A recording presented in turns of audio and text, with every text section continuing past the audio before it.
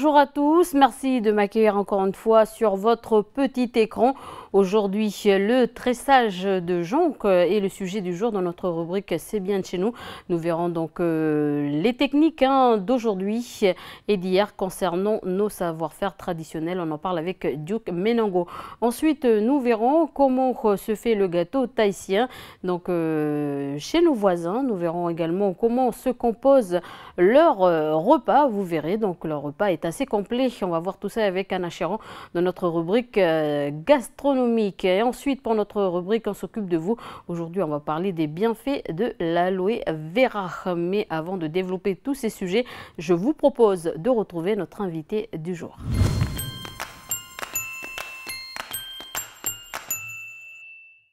Alors, nous retrouvons de nouveau Yvan Fawa. Bonjour. Bonjour, Élise. Alors, je rappelle, vous parlez au nom du Rassemblement indépendantiste nationaliste. Et aujourd'hui, donc, vous venez parler des listes électorales, ou plutôt des fraudes électorales. Donc, pour expliquer un peu à nos jeunes qui nous regardent aujourd'hui, est-ce qu'on peut revenir sur cette explication, la différence entre la liste spéciale et la liste générale? Alors exactement, Élise. Donc hier, nous avons décidé de faire cette manifestation en lien avec l'actualité, puisque vous le savez, chaque mois de mars et d'avril, chaque année depuis la mise en œuvre de l'accord de Nouméa, il y a une commission administrative spéciale chargée de réviser, de mettre à jour les listes des électeurs qui sont appelés à voter pour les élections provinciales qui désignent nos représentants en Assemblée de province, mais aussi au Congrès de la Nouvelle-Calédonie. Et c'est ce qui fait cette différence, c'est que dans l'accord de Nouméa, on a effectivement acté que le corps électoral était restreint, voire gelé, bloqué. Et cette décision, elle émane donc du Congrès de Versailles, c'est-à-dire de l'Assemblée nationale et du Parlement, du Sénat français, qui s'est réuni donc en janvier ou février 2007 et a bien acté qu'effectivement, c'est une entorse aux règles de droits de l'homme, mais que dans le cas spécifique de la décolonisation de la Nouvelle-Calédonie, donc on avait accepté d'établir une liste électorale spéciale provinciale. Et cette liste électorale provinciale, elle est différente de ce qu'on appelle la liste électorale générale, qui, elle, présente tous les électeurs français, âgés de 18 ans et qui ont conservé leurs droits civiques et qui sont aptes à voter pour désigner, par exemple, le président de la République française ou nos représentants à l'Assemblée nationale. Ça, c'est pour la liste générale. C'est ce qu'on appelle la liste générale, même pour les élections européennes. Donc, même les Calédoniens sont appelés à voter pour désigner les représentants au sein de l'Union européenne.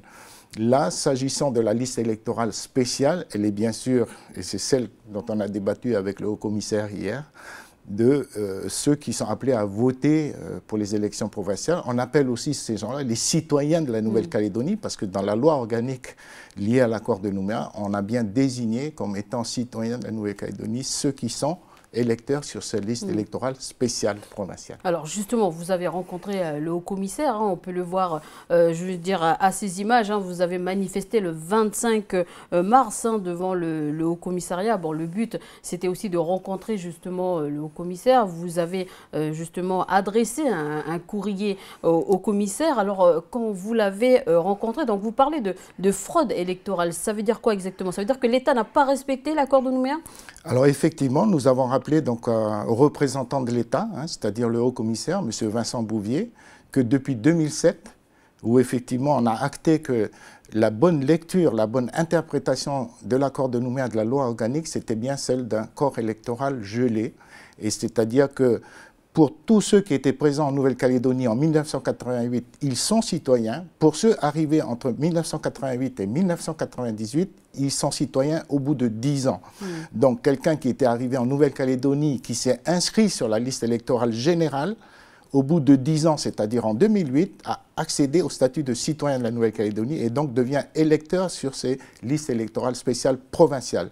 Sauf que on s'est rendu compte chaque année depuis 2007 qu'aucune correction n'avait été faite à des erreurs qui auraient pu être commises. À ce moment-là, on pouvait dire que c'était des erreurs, c'était des dysfonctionnements. Aujourd'hui, on utilise le mot de fraude. Pourquoi? Parce qu'à partir du moment où on a acté que ce corps électoral était gelé, des personnes arrivées par exemple, après 98, n'avaient pas à figurer sur cette liste. Et malheureusement, nos représentants dans les commissions administratives spéciales en charge de réviser ces listes se sont aperçus que des gens arrivés en 2002, en 2007, avaient voté en 2009, ont voté en 2014, l'année dernière, et c'est ça qu'on appelle aujourd'hui des fraudes électorales. Alors, on parle de 8 000 à 9 000 personnes, justement, personnes irrégulièrement inscrites, donc des personnes qui votent alors qu'elles ne devraient pas voter. Est-ce que c'est réel, 8 000 à 9 000 personnes? Non, il s'agit des personnes pour lesquelles on demande à vérifier si effectivement leur date d'arrivée correspond bien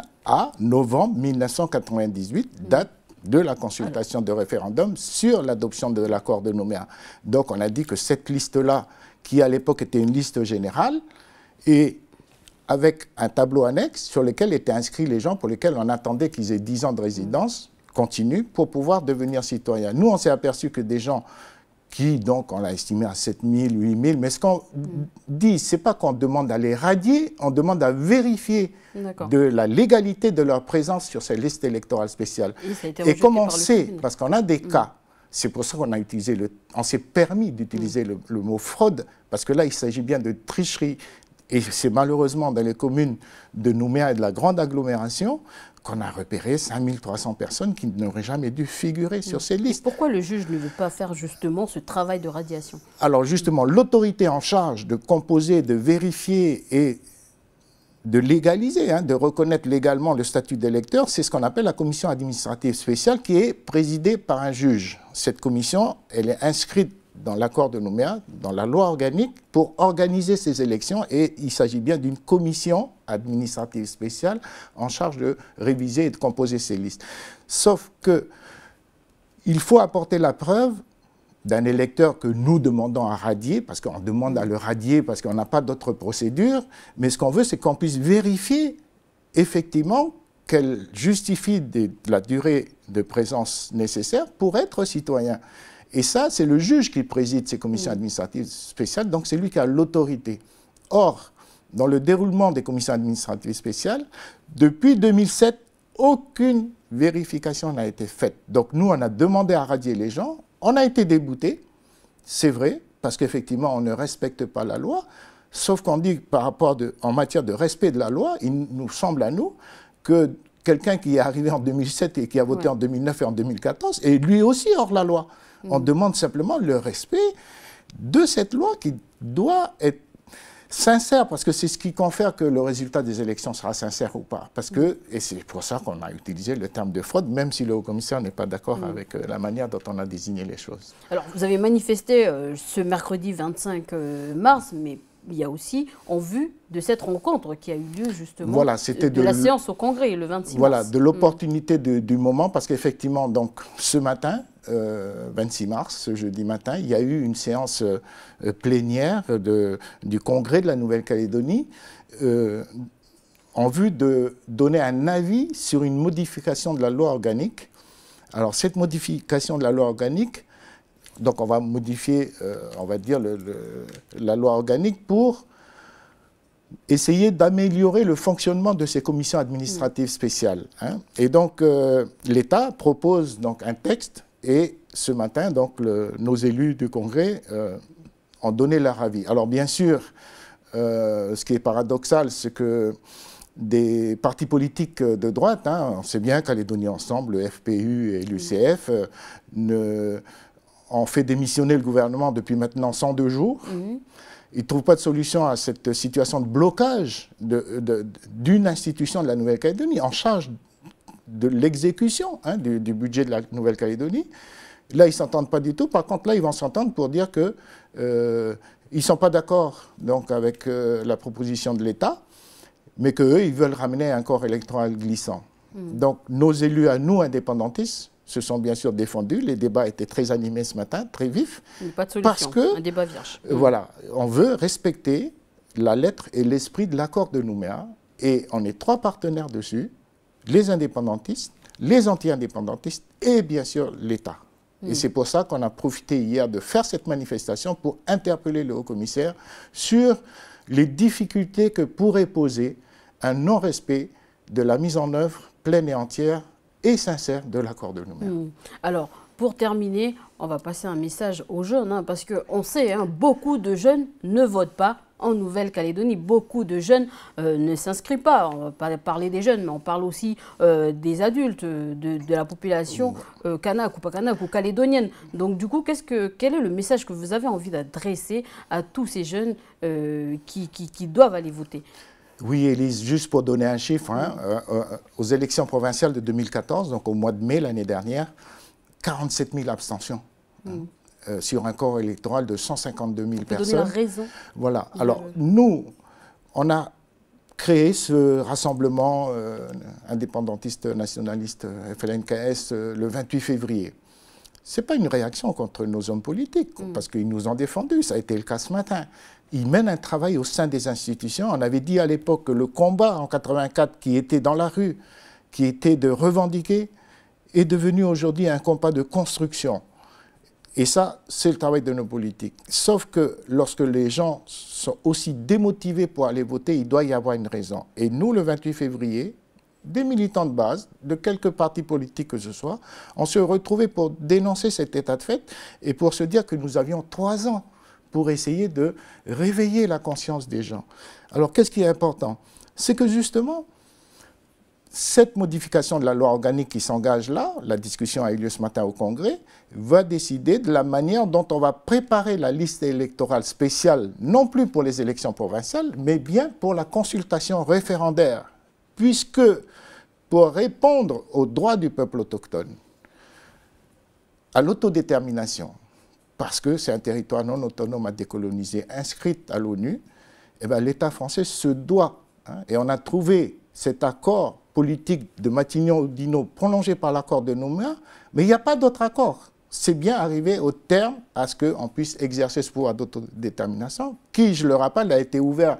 Il était au seul peuple colonisé, celui du peuple kanak, qui a été ouvert en 1983 à la table ronde de Nainville-les-Roches à ceux qu'on appelle aujourd'hui les citoyens calédoniens. Donc il existe bien un peuple autochtone, le peuple kanak, et un peuple calédonien qui est encadré par cette table ronde de Nainville-les-Roches et qui compose aujourd'hui justement ce corps électoral spécial, à la fois provincial, mais aussi le corps électoral spécial pour le référendum. Alors, qu'est-ce qui est important de dire à nos jeunes aujourd'hui? Mais aussi à des gens plus âgés qui n'ont pas fait les démarches parce qu'à un moment donné... Et qui n'ont jamais voté. Et c'est le cas des 1800 Kanaks hein, qui n'ont pas d'autre pays qu'ici et qui ne sont pas inscrits sur les listes parce qu'ils ne s'y sont jamais intéressés. Alors l'appel que nous faisons, c'est de dire à tous ces gens-là, il faut aller vous inscrire parce qu'en 2018, il va revenir à ce citoyen calédonien, à ce Kanak, parce qu'il est le peuple autochtone de ce pays. Ce n'est pas simplement un devoir, c'est un pouvoir. Le pouvoir de quoi? De décider mais quel est le pays qu'il veut pour demain, dans la continuité de l'accord de Nouméa, qu'est-ce qu'on met en œuvre dans ce pays?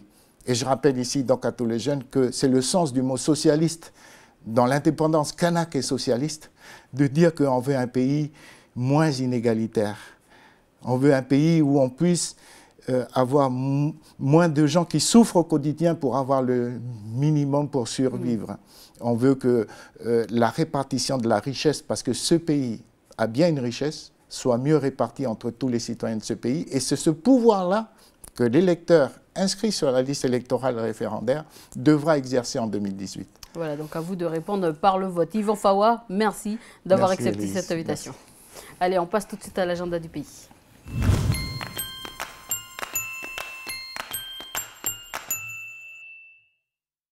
Salut Anna, donc aujourd'hui, comme d'habitude, hein, tu viens nous donner les différents rendez-vous qu'il y a sur le pays. Salut Élise et salut à tous. Alors on commence par une info qui concerne eh bien, les vacances parce que voilà, c'est bientôt les vacances. C'est vrai. Et là, on va parler d'activités qui sont proposées donc, pour occuper nos enfants durant ces vacances. Et ça concerne ceux qui sont sur Nouméa. Là, il y aura un stage de football hein, qui sera proposé aux enfants de 7 à 12 ans. Le matin, il y aura un atelier technique et l'après-midi, place au match. Et puis, il y aura aussi un tournoi organisé pendant ces 5 jours de stage. Ce stage il aura lieu durant la 2e semaine hein, de vacances, on le précise, donc du 13 au 17 avril. 13 au 17 avril, il y a 80 places qui sont disponibles. Mais on a jusqu'à demain donc, pour s'inscrire et on peut le faire par téléphone au 80 97 29. Et on reste dans le même thème, l'information qui suit concerne la Croix-Rouge qui cherche des bénévoles. Alors un appel de la Croix-Rouge pour assurer eh bien, les permanences de la Vestiboutique. Donc, ils ont besoin de bras supplémentaires. Si vous avez du temps libre, vous voulez aider, eh bien, vous pouvez contacter la Croix-Rouge au 27 21 76. Et toujours à Nouméa, on s'intéresse à une animation à l'approche de la fête de Pâques.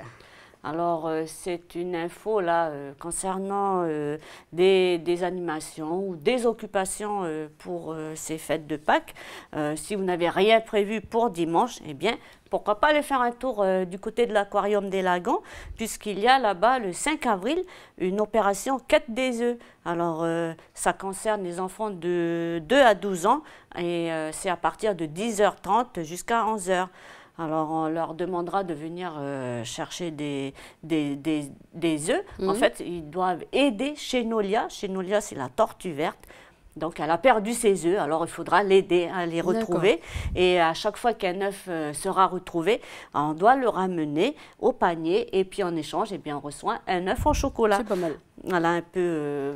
une bonne idée de passer Pâques, voilà, en venant participer à cette chasse aux œufs.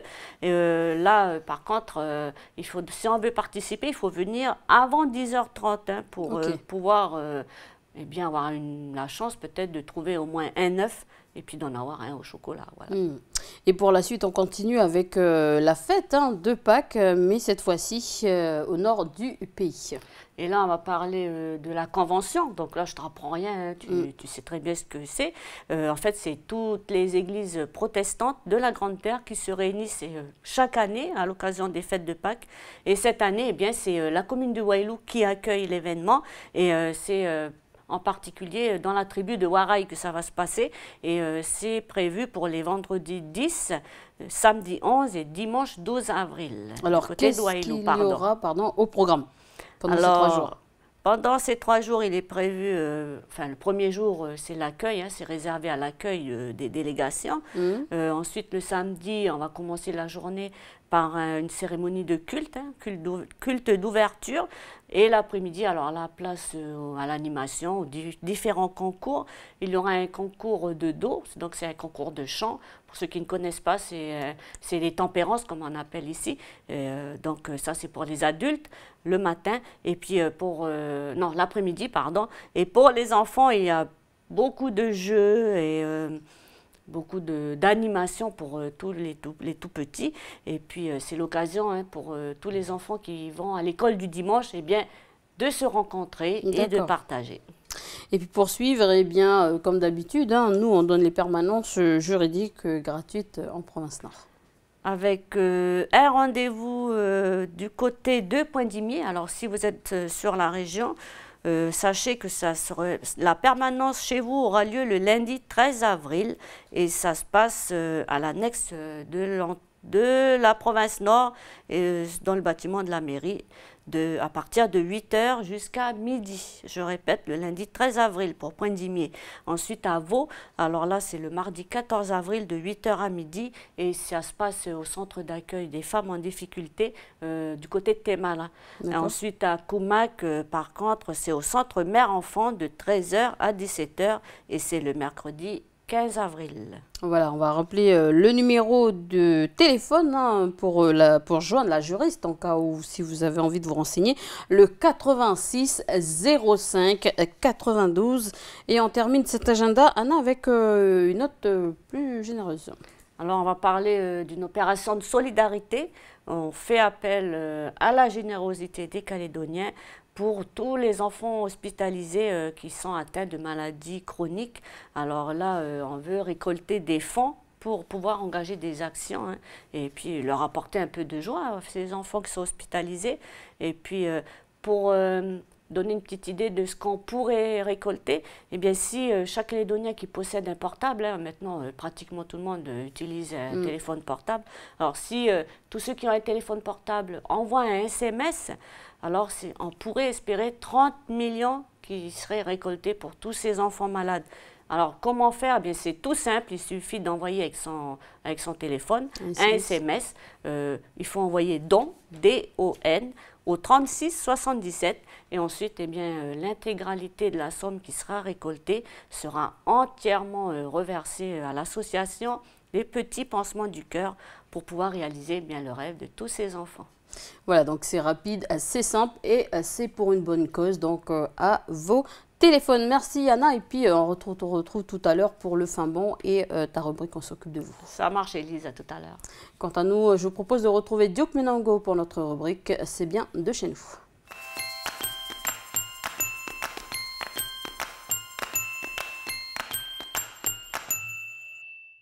Bonjour Duke, alors aujourd'hui on parle du jonc et ses usages d'hier et d'aujourd'hui, mais avant de commencer, c'est quoi le jonc? Alors Élise, bonjour à vous à la maison. Le jonc, c'est quoi le jonc? C'est une plante, elle fait partie de la famille des Juncus, je crois qu'on prononce comme ça, je ne suis pas sûr, en tout cas c'est J-U-N-C-U-S. D'accord. Et puis on va dire que cette grande famille des joncs, elle rassemble un petit peu des plantes dites des plantes basses, qui ont des longues feuilles, des longs brins, on appelle ça comme ça, qui ressemblent un petit peu aux arêtes des feuilles de cocotier. Et puis ces brins-là plutôt, ils peuvent quand même atteindre une hauteur de 50 cm, Élise. D'accord. Et il y a combien d'espèces à peu près Dans le monde, on nous dit il existerait plus de 200 espèces différentes de joncs. D'accord. Alors, où trouve-t-on cette fameuse plante que l'on appelle jonc? Le jonc. Alors, Élise, dans les régions à climat tempéré, comme en métropole ou plus près de chez nous, comme en Nouvelle-Zélande, à Aotearoa, on trouve le jonc dans les zones humides, dans les zones mouillées, donc près des étangs, près des rivières, on va souvent les trouver à côté des roseaux. Et puis, on va même qualifier cette plante-là de plante aquatique. Mais ici, au pays, Élise, on sait il existe aussi plusieurs variétés de joncs, mais les deux qui sont les plus importantes, les plus présentes sur le pays, c'est le jonc avec la base de ses brins, de ses feuilles sont rouges. On va dire que ces brins sont très plates. Et cette variété-là, on va la trouver près des étangs, près des zones humides. Et puis la deuxième variété, c'est un jonc au brun jaune, vert. Et cette variété-là, on va plus la trouver dans les hauteurs des montagnes du pays. Les hauteurs des montagnes du pays qui sont riches en fer, en nickel. Voilà un petit peu les deux principales variétés de jonc qu'on peut trouver ici. Et puis, par rapport à la première variété qu'on a citée, elle est utilisée, elle a été utilisée, elle est encore utilisée aujourd'hui par nos mamans qui font du tressage, là, comme tu disais au début. Et elles s'en servent pour réaliser des manteaux, même des couvertures, parce que le brin il est assez souple. Et puis le jonc des hauteurs, là, des makimini, comme ils appellent ça ici au pays, c'est utilisé pour la réalisation d'objets plutôt rigides, genre panier, corbeille, ce genre-là. Et du coup, on se rend compte que les objets confectionnés par les mamans sont des objets utiles. Oui, des objets utiles, on va dire que nos mamans essaient de remettre un petit peu au goût du jour c'est cette matière-là, le jonc, pour en faire des objets utiles, comme tu disais. Mais il y a quelques années de ça s'est presque perdu, quoi. On sait qu'avant, nos grands-mères, nos ancêtres, tressaient, par exemple, ça on le verra dans le sujet, mais une des mamans de Kanala, là, elle nous dit que il y avait des paniers, par exemple, spécifiques à certains tubercules qui étaient tressés en jonc. Et puis, après, ça s'est perdu, du coup. Aujourd'hui, on en fait plus des objets décoratifs. Mais ça revient tout doucement dans les cuisines, mais je ne vais pas t'en dire plus. On va plutôt regarder ce petit reportage que Anissa Toussi a réalisé pour nous. En fait, Anissa, elle s'est déplacée sur Kanala, elle a rencontré les mamans de l'association Rinchara. Rinchara qui veut dire fourmi. Et puis voilà, parmi les membres de cette association, elle a posé ces questions. Elle a interviewé une maman, Madame Malo, qui elle, voilà, elle a partagé un petit peu son savoir, le savoir qu'elle a hérité des vieux, quoi, concernant le tressage du jonc. Alors je vous propose à vous à la maison qu'on regarde ensemble ce reportage signé Anissa Toussi.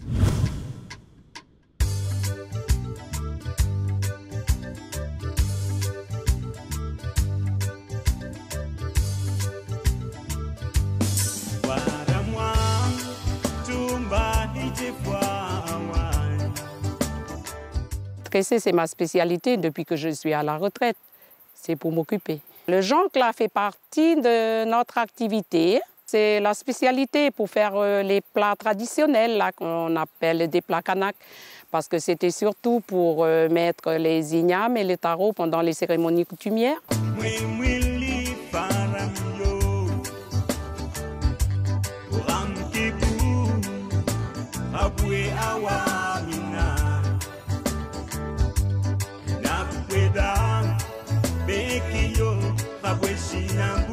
On le récolte sur le terrain minier, à côté des criques. C'est ces endroits-là que voilà, ils sont bien, quoi.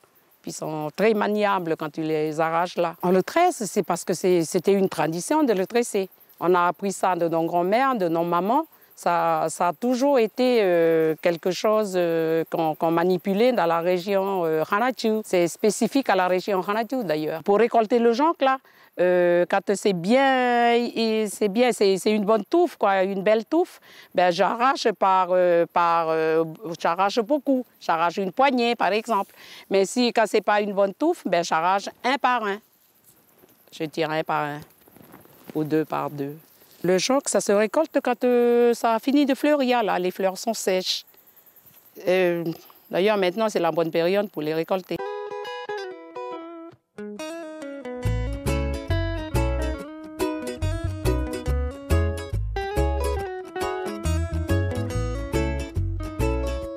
Après, parce que comme c'est très loin où on va les chercher, on met sur un bois, on les attache sur un bois pour ne pas que ça se froisse et on repart avec ça à la maison. Maintenant que c'est attaché, je vais pouvoir le porter sur mon épaule pour partir à la maison.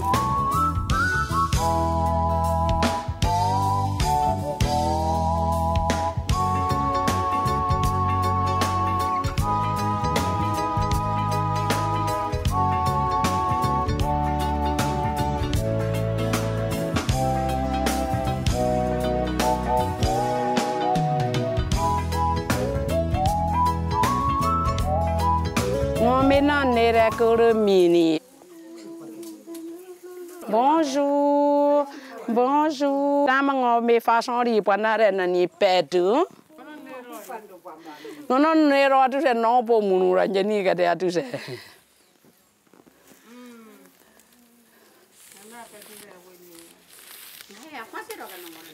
Oui, on est sur le site de la MFR, la maison familiale et rurale de Jélima. Depuis 2 ans déjà que ça ne fonctionne plus, ça ne marche plus la MFR. Ben, on a décidé, nous les mamans, de venir mettre de la vie un peu dans ces bâtiments-là. On se rassemble toujours les jeudis, c'est notre jour d'activité. Quand on est arrivé sur le site avec le jonc, on les a mis un peu au soleil pour les faire ramollir un peu. Et ensuite, on va procéder au tressage.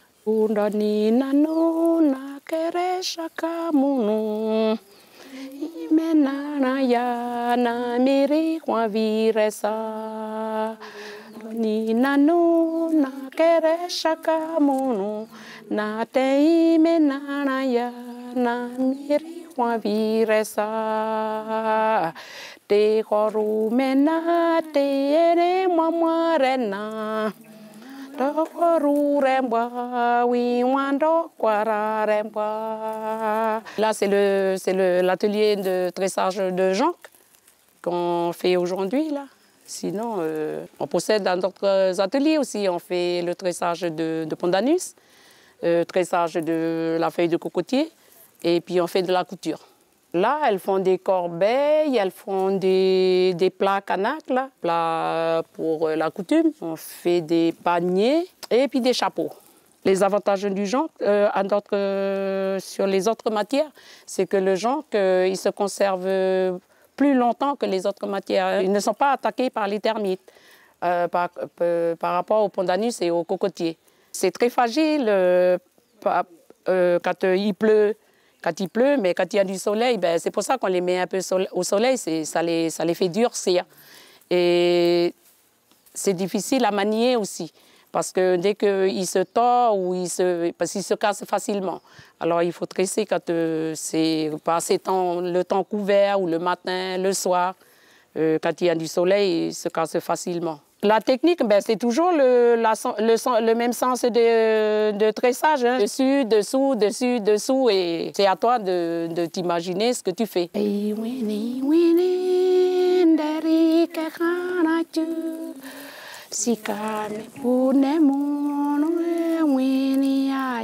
L'histoire un peu des paniers, enfin des objets qui sont là. Ce panier-là, il servait à mettre des tubercules. Et parce qu'avant, quand il n'y avait plus rien à manger, on a des tubercules qu'on ramasse dans la brousse, là. On les pique avec quelque chose de pointu, et puis ça se met dans ça, et on va dans un cours d'eau, ou oui, un ruisseau, quoi. Puis on les suspendait là-bas, c'était du temps des vieux. On les suspendait là-bas peut-être pendant 15 jours, pour que le jus, au fait, part, parce que c'était très amer, et pour que ça soit mangeable là, après. Et ça a été fait par une grand-mère en 1986. Elle est plus, mais elle est décédée maintenant. Celui-là, ce panier-là, c'est pour mettre le linge. Et même celui-là aussi. Parce qu'avant, quand on mariait les filles, ben, on n'avait pas de valise. Ils n'avaient pas de valise en ce temps-là. C'était dans ces objets-là, dans ces sacs-là qu'on mettait leurs affaires pour aller les laisser là où se trouvait leur mari, où elles allaient se marier. Et le plat, ben le plat, on le fait toujours, quoi. On le fait toujours parce que c'est pour les mariages, quand on va laisser une fille quelque part, ou les levées de deuil. C'est pour mettre les ignames et le tarot. Là, c'est une maman qui est ici, là. Elle vient de faire ce panier hier. Ça, on a voulu séparer parce que ce sont des objets anciens. C'est ce qu'on faisait auparavant, avant du temps des grands-pères et des grands-mères. Mais comme maintenant, on a élargi le travail, on fait ce que tu vois sur le côté, là. C'est devenu des objets d'ornement.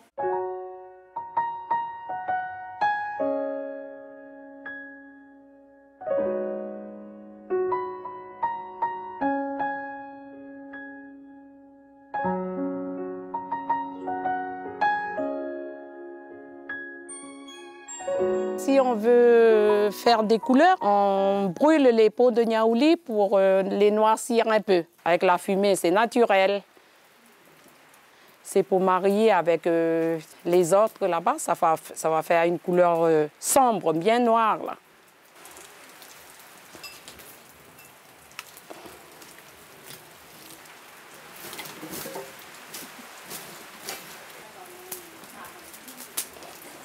Ben, tu vois maintenant que c'est noir, gars. C'est ça qui donne la couleur noire, là. C'est la fumée des feuilles de niaouli.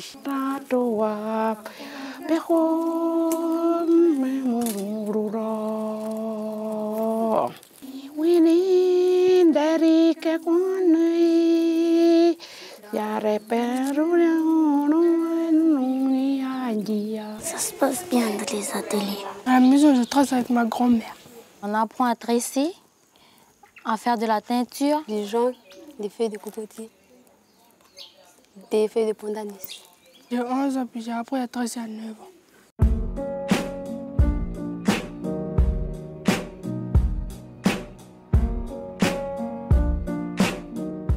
Voilà, c'est bien de voir tout le processus d'exploitation de cette manière, de cette matière jonc dans le tressage, car on est loin de s'imaginer qu'il faut passer par plusieurs étapes pour le confectionner. Et puis, le jonc est une plante et un support de travail très peu connu. C'est vrai que c'est très peu connu. Du coup, on remercie un petit peu les mamans de l'association Khanchara, de Jelima. On les remercie de nous partager leur savoir et puis de faire en sorte que leur savoir soit transmis quoi, aux générations qui arrivent derrière, parce qu'elle propose beaucoup d'ateliers dédiés aux jeunes. Mais je profite de l'occasion pour leur faire un petit clin d'œil, parce que elles sont nombreuses, les associations ici au pays, qui œuvrent un petit peu dans le domaine culturel, comme nos mamans de Jilima là, le font. Oui.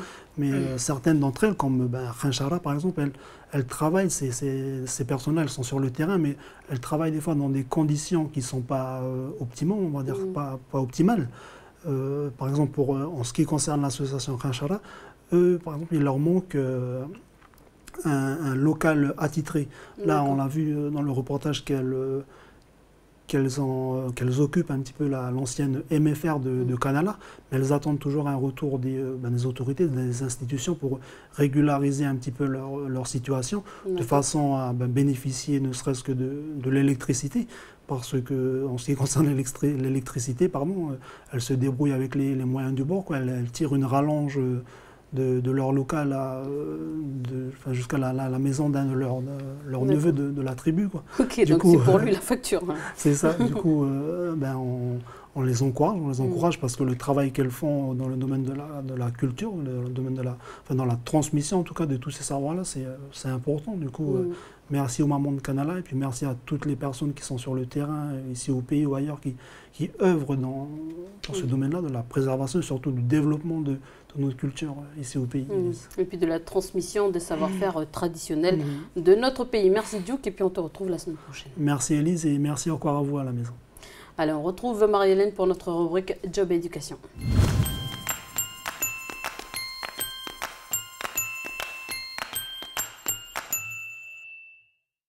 Bonjour Marie-Hélène, donc aujourd'hui il va y avoir du sport dans ta rubrique, alors dis-nous en plus.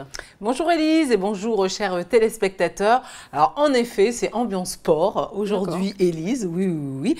Et puis particulièrement donc on va parler du sport collectif, voilà, parce que en fait figure-toi qu'il y a une formation qui se déroule en ce moment pour les personnes qui veulent devenir donc animateurs sportifs. Tu sais qu'on parle également d'éducateurs sportifs, les deux termes voilà, se valent en fait. Et donc ces jeunes qui sont donc en formation donc, suivent donc un cursus pour être animateurs ou éducateurs en sport collectif, Élise. D'accord, alors ça fait un petit moment que la formation a débuté. Rappelle-nous un peu quel est le rôle d'un éducateur ou d'un animateur sportif. Alors c'est vrai que la formation elle a débuté justement depuis septembre de l'an dernier, donc ça fait effectivement plusieurs mois maintenant. Et donc le rôle, si tu veux, d'un éducateur ou d'un animateur sportif est dans... Comme tu t'en doutes bien, d'encadrer, forcément, mais également, si tu veux, d'enseigner aussi la pratique d'une activité sportive à des jeunes ou bien à des adultes. Et puis, voilà, il endosse donc plusieurs casquettes, ce professionnel, puisqu'il est amené donc aussi à être entraîneur, animateur et donc pédagogue, Élise. Alors, quel est le nom de la formation suivie par ces jeunes du pays et qui veulent devenir éducateurs sportifs? Alors, on parle en fait de formation BPGEPS. Voilà. C'est le nom en fait du diplôme qu'il faut avoir pour exercer en fait ce métier. Alors le BPGEPS, on en a déjà parlé, c'est vrai à plusieurs reprises, mais on va quand même préciser donc la signification de ce sigle. Ça signifie donc brevet professionnel donc de la jeunesse et de l'éducation sportive et du sport, un titre un petit peu à rallonge, c'est vrai, mais en tout cas voilà qui précise tout un tas de choses. Et donc si tu veux, c'est un diplôme donc professionnel national pour l'animation qui est donc gérée par la Direction de la jeunesse et des sports de la Nouvelle-Calédonie, qui est connue sous le sigle DJSNC, Élise. D'accord. Alors on entend beaucoup parler de ce diplôme depuis quelques temps. Alors si ma mémoire est bonne, il me semble qu'avec ce diplôme, on peut travailler dans différents secteurs. Oui, c'est ça, Élise. Là, on a parlé justement donc, de la formation option sport, mais il faut savoir aussi qu'il existe une option sociale. Élise, oui, tu en avais déjà certainement entendu parler, je pense. Alors, si tu veux, celui qui va choisir cette voie-là souhaite devenir en fait un professionnel donc de l'animation.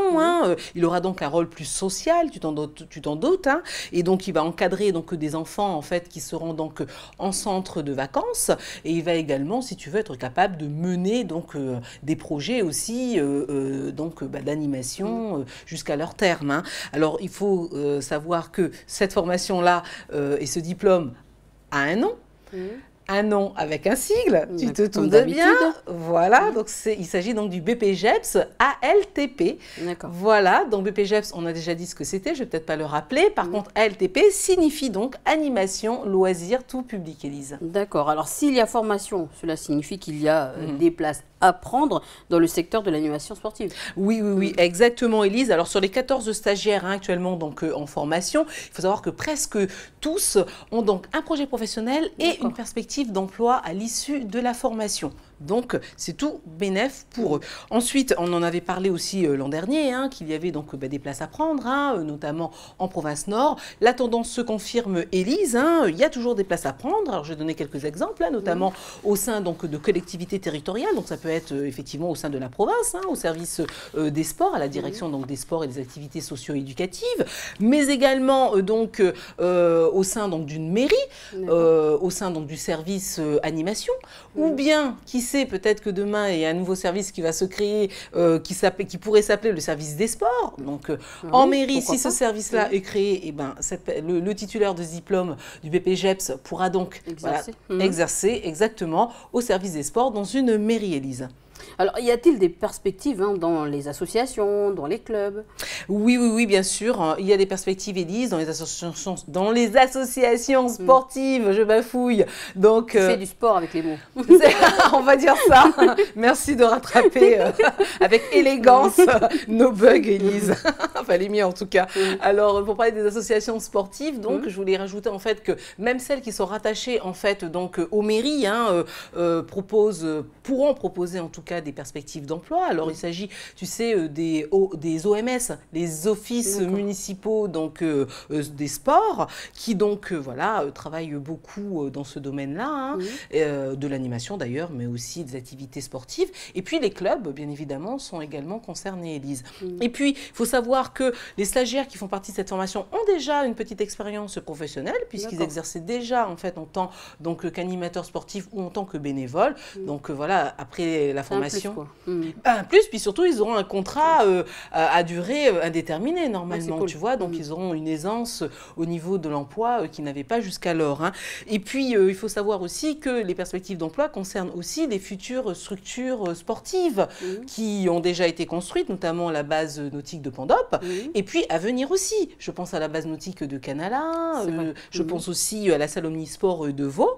Alors, si tu veux, pour que ces infrastructures fonctionnent, tu te doutes bien qu'il faut du personnel et puis des gens formés. Mais sans plus tarder, Élise, on va se rendre au nord, puisque nos chers stagiaires y étaient en fait, voilà. Et donc Aurélie Chiron était à leur côté.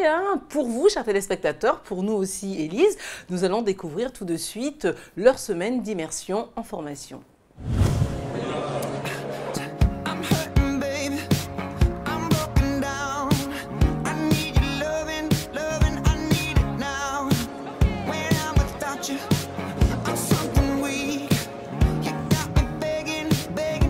Le BPGEPS, c'est une formation d'éducateur ou d'animateur sportif qui est un diplôme du ministère de la Jeunesse et des Sports et qui a la particularité de se passer ici en Nouvelle-Calédonie. On apprend avant tout des techniques d'animation et de pédagogie, mais aussi des savoir-faire professionnels comme le montage de projets. Et la spécialité de ce BPGEPS, on est beaucoup sur les sports collectifs. C'est très intéressant parce que moi, je n'ai pas de diplôme fédéral. Par cette formation, on obtient l'équivalent des diplômes fédéraux. Donc on apprend les bases de tous les sports pro, le volley, le basket, le rugby, le handball, le volley. Après, on peut venir en province nord justement pour promouvoir ces disciplines, quoi. Et on apprend les bases, donc c'est ça qu'il faut pour les petits qui veulent s'initier à un sport pro. Donc on va jouer dans la raquette là. Et le principe du jeu, c'est je dribble et je vais aller essayer de chasser le ballon de l'autre à l'extérieur de la raquette. C'est bon, vous avez compris? Ok, allez, c'est parti. Actuellement, leur objectif, c'est de, on va dire, stabiliser et d'avoir une grande polyvalence au niveau de l'animation sportive. Et puis, c'est d'être capable de monter des projets pour pouvoir demain aider à créer leur emploi, puisque le BPGEPS, c'est une formation professionnelle et sa valeur, elle ne sera réelle que lorsqu'ils seront sur le terrain en train de travailler. Le programme de la semaine, il est relativement simple. On est maintenant sur une période où on va rentrer sur des évaluations pédagogiques. Donc on va rencontrer des éducateurs déjà diplômés et puis travailler avec eux, échanger sur des trucs et astuces par rapport au métier. Mais on a aussi tout un programme sur la méthodologie de projet et c'est pour ça qu'on s'appuie sur les compétences du CPOS Nord qui organise le Total Sport Tour, qui est une caravane itinérante d'animation sportive. Là, on est chargé de travailler avec elle pour faire le projet, pour téléphoner aux communes, aux encadrants, voilà, les démarches administratives, logistiques et tout ça, pour la tournée des vacances scolaires. Parce que c'est uniquement pendant les vacances scolaires. Un métier d'animateur sportif, c'est avant tout un métier passion. Il faut être passionné par le sport et puis il faut avoir envie de travailler sur des horaires un tout petit peu décalés puisqu'on va dire que le public est disponible pour faire du sport surtout le soir ou entre midi et 2 ou les week-ends ou pendant les vacances scolaires. Donc la passion, c'est le premier critère. Le deuxième, c'est d'avoir aussi l'envie d'aller vers les autres puisque c'est un métier de partage. Avoir un peu d'expérience aussi déjà pour rentrer en formation puisqu'il y a souvent plus de candidats que de places. Donc c'est vrai que si vous arrivez avec déjà des notions d'encadrement sportif et surtout un savoir-faire en termes de secourisme puisqu'on travaille sur des publics, c'est une bonne chose.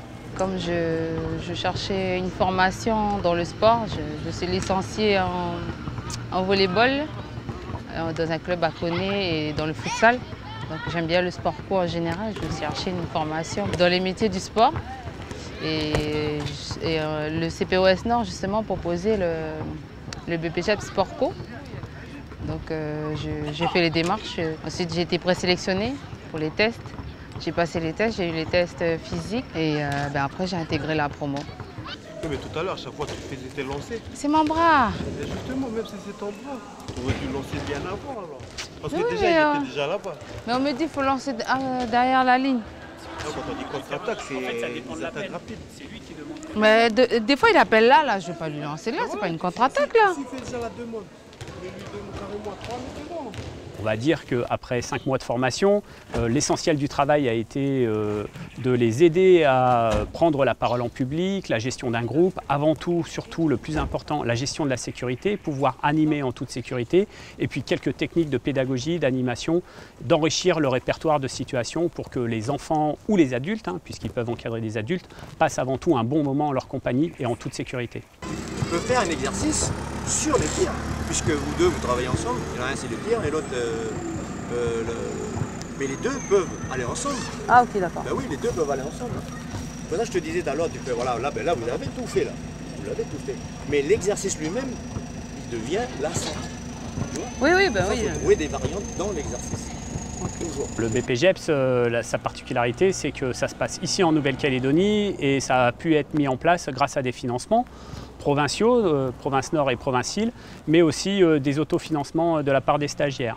Donc pour nous, c'était, on va dire, une obligation et un plaisir de revenir ici en province Nord, puisque au début du projet, on a vraiment travaillé main dans la main avec la DSASE et la DFIGE. On est en centre de formation du côté de Koutio, à Nouméa, et c'est vrai qu'on a l'habitude de travailler dans certaines conditions.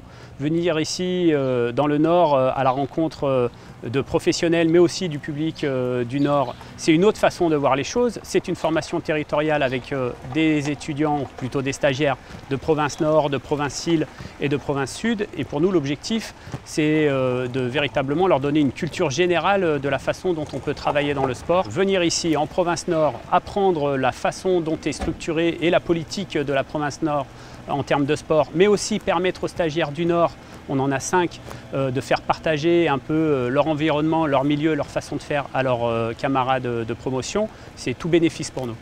Oui, c'est important la délocalisation dans le Nord, parce que pour nous déjà, pour la promo, ça nous permet de sortir du cadre de Nouméa, des 4 murs là, et on ne sort pas, on est tout le temps.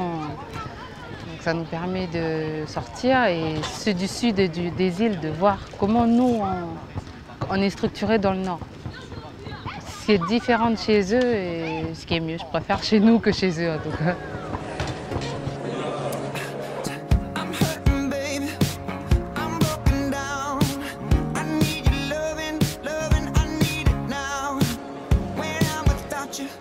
Alors le fait de regrouper des personnes venant des 4 coins du pays, c'est enrichissant. Alors combien de temps sont-ils restés au Nord? Une semaine complète en fait, Élise.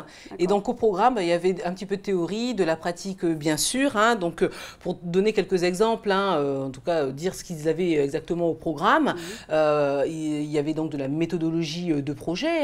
Donc ils ont pu voir effectivement comment se construit un événement, par exemple sportif, notamment la tournée d'animation qui se déroule chaque année, même plusieurs fois dans l'année en province Nord. Et puis ils ont également pu travailler, si tu veux, sur la pratique sportive.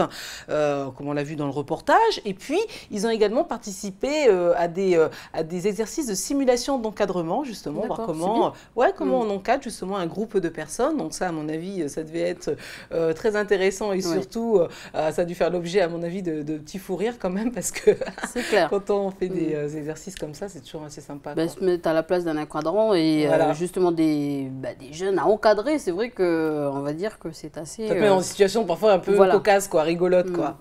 Alors, est-ce que l'université, justement, forme au métier d'éducateur sportif? Alors oui, figure-toi que l'an dernier, donc, il y a eu l'ouverture, en fait, d'un DUST à GAPS. Désolée, une fois de plus, j'ai encore un sigle. Voilà, à préciser. Non, je ne le préciserai pas celui-là parce que je ne l'ai pas noté en fait. D'accord. Donc, il faut savoir. Voilà. Il faut savoir que il s'agit donc d'une formation, si tu veux, pour les personnes qui veulent être en poste en fait dans l'animation et dans le secteur de l'activité socioculturelle. C'est une formation donc qui offre un diplôme Bac+2, Élise. Et donc, pour accéder à cette formation, l'an dernier, il fallait donc être titulaire soit d'un bac ou d'autres diplômes qu'on va citer. Il y avait donc parmi eux le diplôme d'accès aux études universitaires. Il y avait également le brevet d'état d'éducateur sportif qu'on connaît aussi sous le sigle de BEES. B-E-E-S, je vais le dire comme ça. Il fallait être également titulaire du BPGEPS, le fameux brevet professionnel de la jeunesse, de l'éducation populaire et du sport. Et puis, on pouvait également accéder à cette formation grâce à un autre diplôme Élise, le fameux brevet d'état d'animateur technicien de l'éducation populaire. Ouf, je reprends ma respiration. Quand est-ce qu'on va nous faire des diplômes beaucoup plus simples à prononcer? C'est ça, beaucoup plus simple. C'est pour ça qu'ils font des sigles. Pour justement ne pas citer tous ces mots. Oui, mais il faut quand même préciser. Qu'est-ce que tu en penses? C'est vrai, voilà un appel à lancer à tous les éducateurs sportifs ou aux autorités qui inventent toutes ces formations. Voilà. Alors, il faut savoir, Élise, que la sélection, elle se faisait donc sur dossier. Et donc, si tu veux, l'autre argument positif pour nous, c'est que cette formation a été pensée, en fait, spécialement pour nos besoins, Élise. D'accord. Alors, est-ce que, justement, on peut poursuivre après? Et oui, si on a encore envie d'accumuler, si tu veux, les diplômes et puis surtout d'avoir des connaissances, on peut poursuivre, effectivement, en licence STAPS. C'est une licence qu'on connaît déjà dans le secteur du sport. Donc, c'est l'opportunité de se spécialiser puis de viser, si tu veux, des postes à responsabilité, donc des postes d'encadrement Élise. Et puis pourquoi pas après gérer carrément une structure, quoi. Voilà, donc les jeunes, il n'y a pas que la mine, lancez-vous également dans le sport. Merci Marie-Hélène et puis on te retrouve la semaine prochaine. À bientôt Élise, au revoir. Allez, on passe tout de suite à notre rubrique Femmes.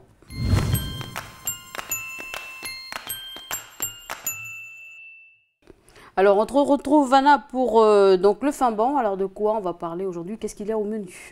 Alors, Élise, si tu veux bien, on va aller faire un tour du côté de Tahiti, culinairement, bien sûr. On va faire un petit tour d'horizon des différents plats qui composent le Ma Tahiti. Le Ma, c'est le fameux repas typique qu'on prépare là-bas pour les jours un peu spéciaux ou alors lors des grands rassemblements. Cérémonies. Ou voilà, quand il y a des cérémonies religieuses, par exemple. En fait, nous, on sait que les Tahitiens, Tahitien, c'est un bon vivant, il aime bien manger, en bonne quantité. Ce sont des repas qui sont souvent d'ailleurs très très riches en graisse et en goût aussi. Un peu comme chez nous. Voilà, un peu comme ici. Et est-ce que tu as une idée un peu sur les différents plats qu'on peut retrouver dans un mât tahitien? Je suppose qu'il y aura du poé, du fafaro, mais pour le reste, franchement, je te laisse un peu dire, parce que moi, je ne mange pas trop tahitien, donc du coup, je ne sais pas trop ce qui compose un peu le repas tahitien. Là, tu en as trouvé un peu quelques-uns, puisqu'il y a évidemment le fameux fafaro, donc c'est un plat qui est très relevé, par le goût, par l'odeur aussi, puisque c'est le plat incontournable des repas tahitiens. Et bon, on en avait déjà parlé dans une rubrique du Fafarou. Et en fait, qu'est-ce que c'est? Bien, c'est du poisson à l'origine qui a été mariné dans de l'eau de mer. Et après, bien, selon les goûts de chacun, tu peux le laisser plus ou moins longtemps. Alors, il faut savoir aussi que pour faire passer ce fameux goût du Fafarou, eh bien, les Tahitiens, ils le mangent avec de miti oué. D'accord. Et c'est quoi comme accompagnement? Alors, le miti oué, c'est une sauce qui est faite à base de coco et on l'utilise principalement pour accompagner le fafarou. Et d'une manière générale, on peut dire que ce miti oué, ben, il accompagne en fait tous les mets qui composent le ma. Parmi ces plats, on peut retrouver aussi très célèbre salade de poisson au lait de coco, d'ailleurs qu'on peut voir à l'écran. C'est un exemple typique, hein. Bien sûr, après, ça ne reflète pas forcément ce qu'on a l'habitude de faire, mais chacun peut mettre dans sa salade, en fait, ce qu'il aime. Et puis, voilà, c'est tout. Ici, on connaît très bien, on est des très grands amateurs, je vais dire, de salade de poisson. Voilà, justement, tu viens de le dire, Anna, hein, il y a plusieurs variantes, mais c'est quoi, en fait, la recette originale? Eh bien, tu sais, quand on pose la question aux vieux Tahitiens, eh bien, ils disent qu'à la base, c'était uniquement du poisson et du citron. Donc, les légumes et tout le reste, ça, c'est apparu un peu plus tard. Voilà, c'est très, très simple au départ, poisson et citron. Et puis, en fait, chacun met les ingrédients qu'il veut. Ça dépend du goût de chacun. Et puis, sinon, on va continuer notre petit tour des plats qui sont proposés lors des mâts. On va s'intéresser, nous, au fafa. Le fafa, en fait, c'est un plat à base de lait de coco, de viande de porc et d'épinards. Et puis, bien sûr, comme nous ici, hein, ils mangent aussi les tubercules. Donc, ils accompagnent aussi avec le taro, l'igname. Et tout ça est mis ensuite dans le four traditionnel pour accompagner le porcelet. Et d'ailleurs, donc on voit une image, bien sûr, à l'écran hein, du four traditionnel tahitien. Alors, concernant ce four, ils ont une méthode bien à eux hein, pour faire justement leur four, là. Alors, eux, ils ont leur technique. Donc, ils mettent tous les aliments dans une espèce de panier qui peut, dont la taille varie hein, suivant le nombre de personnes, suivant le nombre d'aliments qu'on veut y mettre. Ensuite, on recouvre tout ça de feuilles de bananier ou de bâche. Et puis ensuite, on va poser ce panier sur des pierres chaudes. Et les pierres chaudes sont elles-mêmes posées sur une dalle. Voilà. Maintenant, on ne met plus en terre comme ça se faisait avant. C'est la modernité, l'évolution. Mais le principe, bon, il reste le même. Il y a toujours superposition en fait des aliments suivant ceux qui cuisent plus ou moins vite. Voilà, on les place suivant le degré de cuisson plus ou moins rapide. Voilà, ici plus pour le côté pratique, hein, c'est plus facile justement à mettre et retirer du feu. Et puis si j'ai bien compris, dans un repas typique, tu vas trouver la salade tahitienne, la fafa, la fafarou, le four, on va dire tout ça réuni dans le four pour un même repas. On va dire que les Tahitiens, c'est des héros, hein, parce que manger tout ça, franchement... pour digérer tout ça. Il faut avoir un bon appétit. C'est ça. Et puis, il faut garder de la place parce qu'il y a le dessert après, Élise. Ah oui, il y a le dessert. Il faut trouver trouver une place pour le dessert. Alors, parce que là, on aura le choix entre les différents poés. Et puis, il y a aussi le fameux gâteau tahitien. Et d'ailleurs, moi, c'est ce que je te propose de regarder aujourd'hui. C'est comment on le fait, ce fameux gâteau tahitien. Et ça, c'est grâce à la caméra d'Aurélie Chiron qui a filmé pour nous. Alors, on va regarder ça. Alors, bonjour Aurélie. Aujourd'hui, nous allons faire un gâteau chocolat avec la crème au coco. Voilà, façon tahitienne.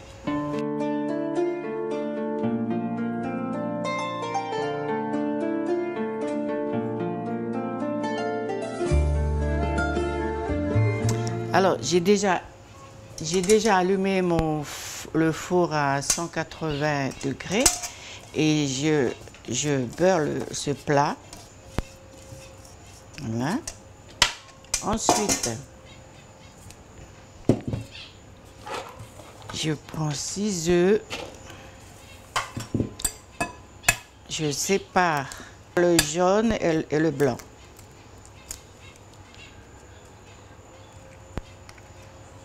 Ensuite, je monterai le blanc de neige. Ensuite, je mets le sucre.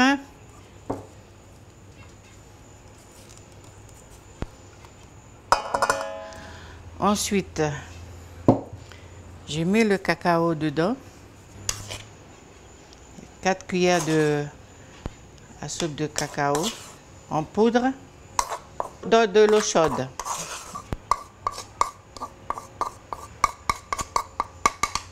Voilà.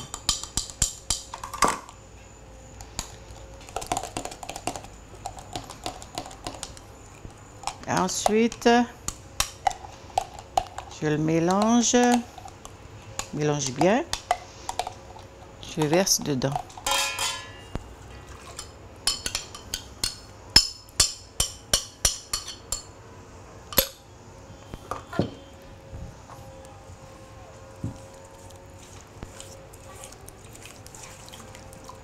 Ensuite, voilà. Ensuite, je bats le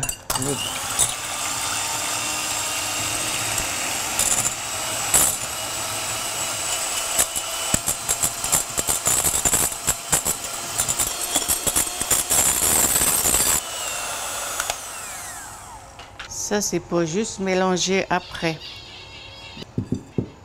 Ensuite, voilà, je mélange le tout maintenant.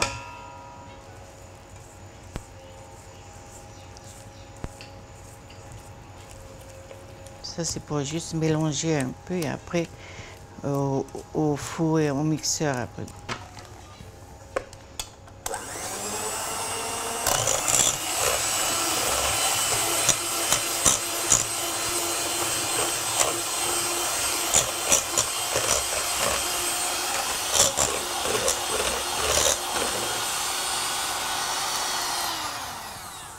C'est la pâte pour aller au four. Ensuite, je mélange le blanc. Voilà.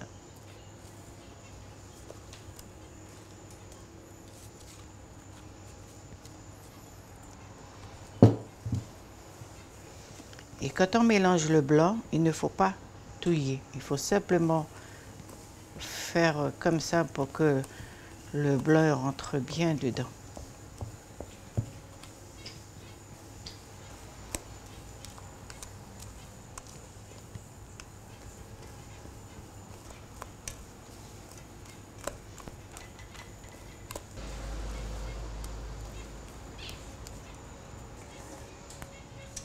C'est bon. Voilà. Ensuite, je verse dans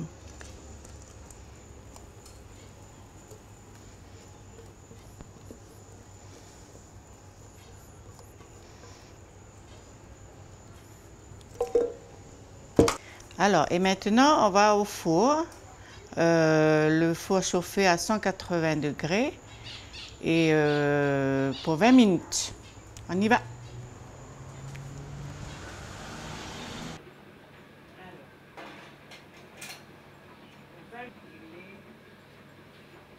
Alors, maintenant, on va préparer la crème au coco.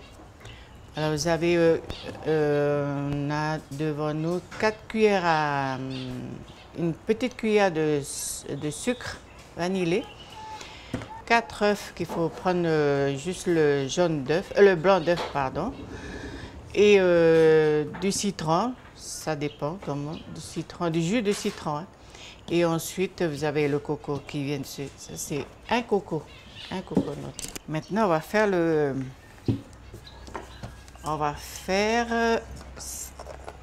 on va monter le blanc de neige.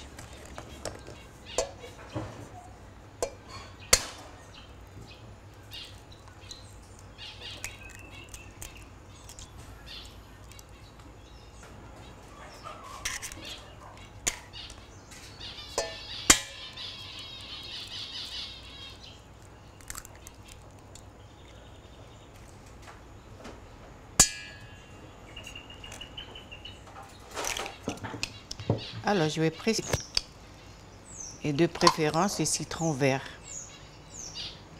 Comme ça, on n'a pas de surprise de pourri. Voilà. Je mets mon sucre.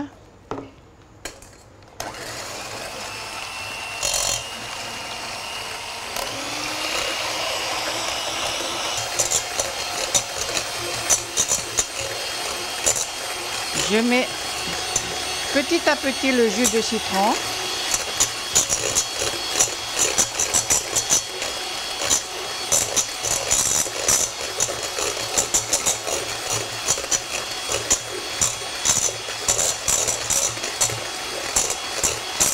Voilà, maintenant on a fini la crème, de monter le blanc de neige. On va mettre un peu au frais et ensuite on va sortir le gâteau. Et laisser encore 15 minutes refroidir avant de mettre la crème. Alors voilà le gâteau après 20 minutes de cuisson et ensuite 15 minutes de refroidissement. On laisse refroidir un peu à cause de la crème. Voilà. Et maintenant on va mettre la crème.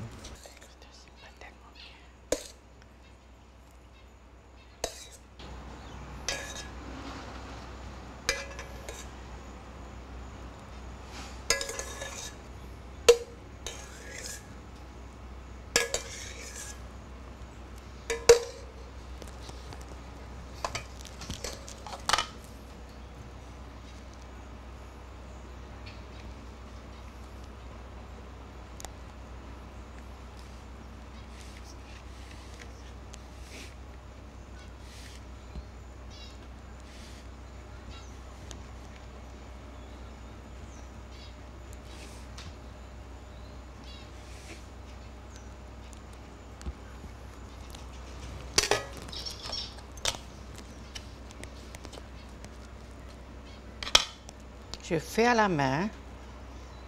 Il y a juste à mettre ça dessus.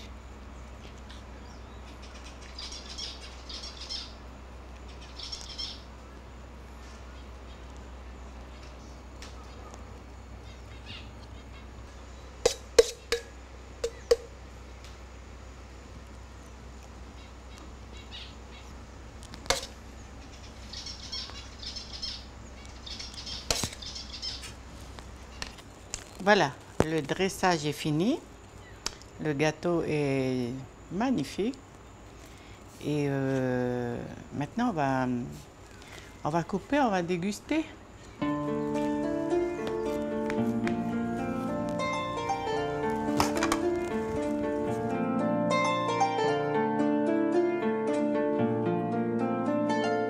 Voilà, donc pour avoir goûté, Anna, moi je pensais que c'était vraiment, on va dire, compliqué comme recette, mais finalement c'est assez simple. Donc du coup, je pense que je vais essayer à la maison hein, pour voir si je réussis aussi bien que la dame du reportage. Tu m'inviteras pour me faire goûter. Ok, hein. Je vais t'inviter. Alors, comme tu le dis, c'est pas si compliqué. Bon, il faut juste avoir les bons ingrédients et puis les bonnes doses et le tour est joué. Alors, il y a aussi un autre dessert hein, qui est cuisiné lors des mâts tahitiens. Pardon, c'est moins connu que le poé ou le gâteau tahitien qu'on vient de voir, mais c'est aussi bon et ce dessert, il s'appelle le hippo. Ah oui, le hippo, c'est quoi exactement? Eh bien, ça ressemble à, eh bien justement, on le voit à l'écran, c'est une sorte de beignet qui est fait à base de coco. Et ce beignet, il est originaire de l'archipel des Tuamotu et il est présent dans quasiment tous les repas. Alors, à l'origine, le hippo, il constituait l'essentiel du repas traditionnel des habitants des Tuamotu et ça remplaçait en fait eh bien, le pain des Occidentaux. Voilà un peu, Élise, un peu le petit tour d'horizon, on va dire, de tout ce qu'on peut manger du côté de Tahiti et puis de tout ce que, voilà, les recettes, on va dire, de nos amis tahitiens. En tout cas, contente d'avoir découvert un peu ce repas tahitien et puis j'espère que vous allez nous inviter hein, pour votre prochaine fête ou vos prochains repas. Merci Anna et puis tu restes avec nous pour la rubrique On s'occupe de vous.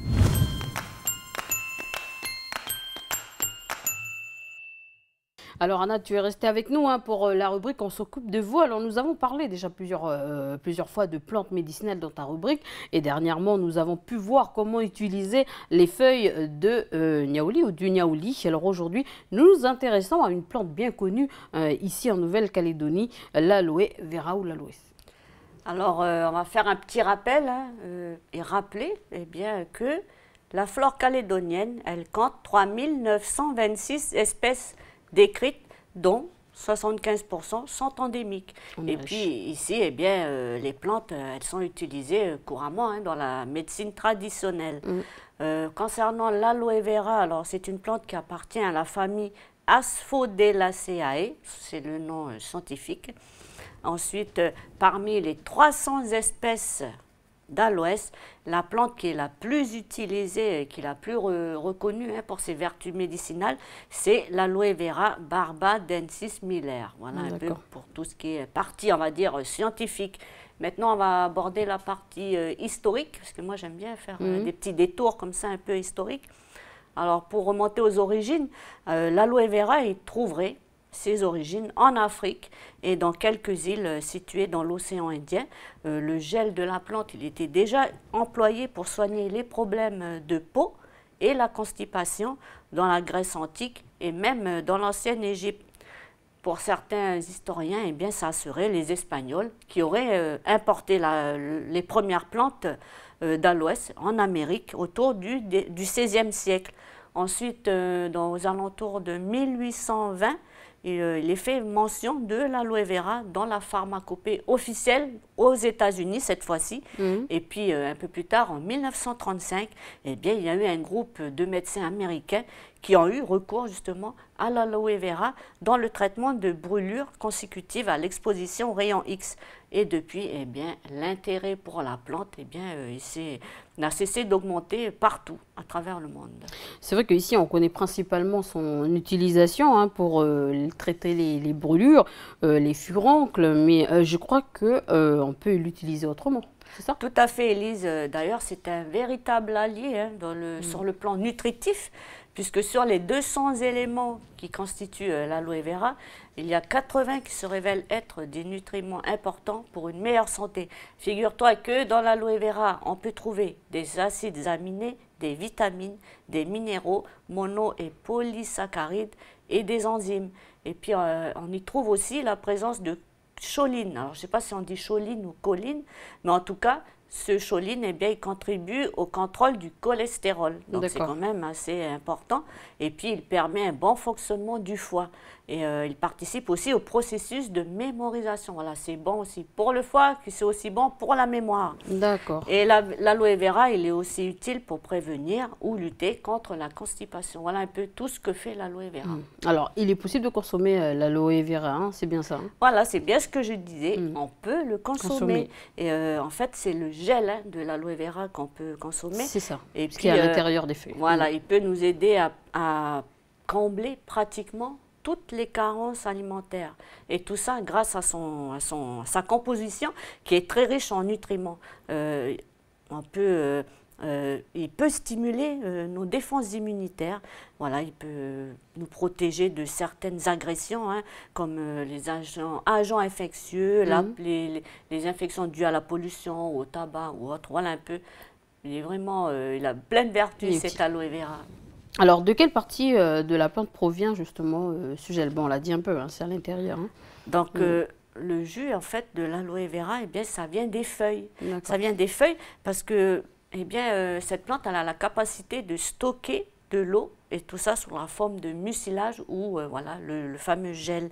Et ensuite, ce jus, il doit être consommé pur parce qu'on ne doit surtout pas consommer l'écorce et on va dire la partie qui est dure des feuilles. On ne prend que le gel.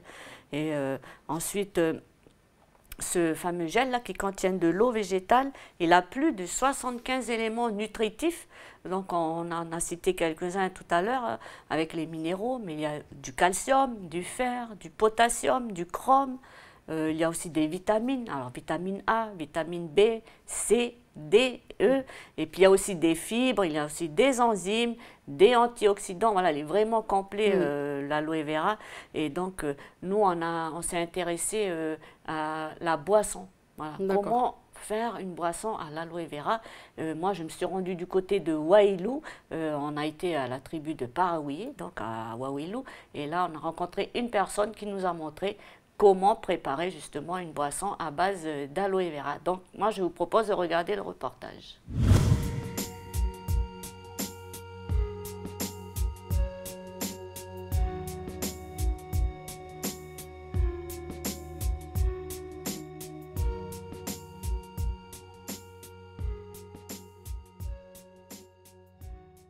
Moi, je suis de Wailou. Ça fait environ un peu moins d'1 an que j'utilise l'aloe vera en mixture pour des remontées acides que j'avais de l'estomac, des maux d'estomac. J'ai entendu parler de l'aloe vera, de ses vertus. C'est grâce à un ami. Il m'a parlé d'un de ses amis qui faisait des mixtures avec du jus de fruits, qui mélangeait l'aloe vera, préparait ça, puis mélangeait avec du jus de fruits. Apparemment, je connaissais l'aloe vera, mais comme tout le monde, la plante à brûler, quoi. Dans l'enfance, on mettait ça aussi sur pas les verrues, mais comment les furoncles. Et ça soigne bien. Mais là, j'ai voulu essayer parce que j'ai suivi un traitement de 1 mois. Prendre des cachets, quoi. Puis je me suis mis à l'aloe vera. Je ne connais pas toutes les vertus de l'aloe vera, quoi, mais je sais que ça se trouve sous forme de plusieurs produits dans les commerces. Mais le produit, je préfère le préparer moi-même à la maison, histoire de rester dans le naturel, quoi. Je bois ça le matin, à jeun, avant chaque petit déjeuner, quoi. Sinon, on peut faire ça le soir. Je pense que c'est mieux le soir, avant d'aller se coucher. Là, si on est allongé, ça évite les remontées, quoi.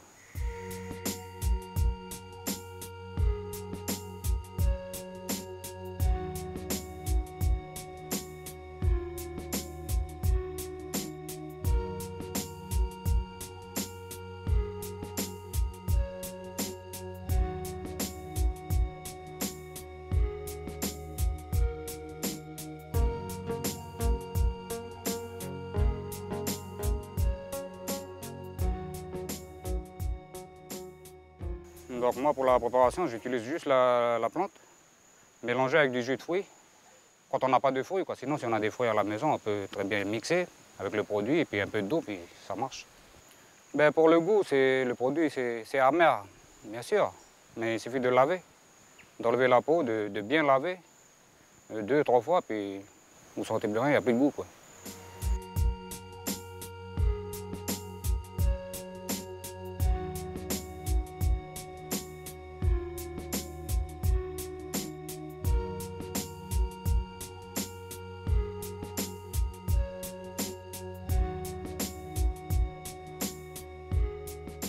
On peut le boire tout de suite, puis après pour conserver, on met au frigo.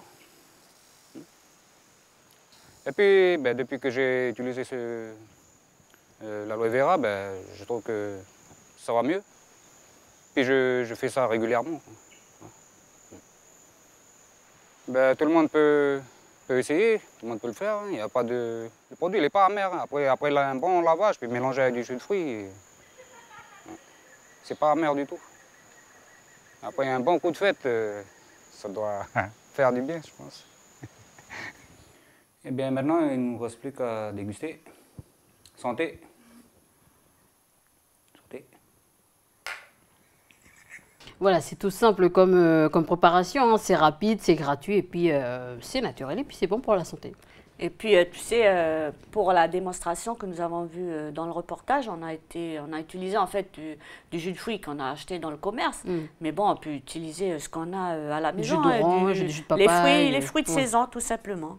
Alors, rapidement, parce qu'il nous reste peu de temps, comment ça se passe une cure en fait concernant cette plante? Si tu veux suivre une cure d'aloe vera, Élise, il faut au minimum 3 mois pour que ce soit efficace. Et puis, il faut tout simplement diluer dans un peu d'eau ou alors avec du jus de fruits. Voilà, recette donc conseillée par Anna. Merci Anna, et puis on te retrouve demain pour l'agenda et on s'occupe de vous. Ça marche, Élise, à demain. Allez, voilà, c'est la fin de cette émission. Merci de nous avoir suivis et puis on se retrouve demain pour une nouvelle quotidienne.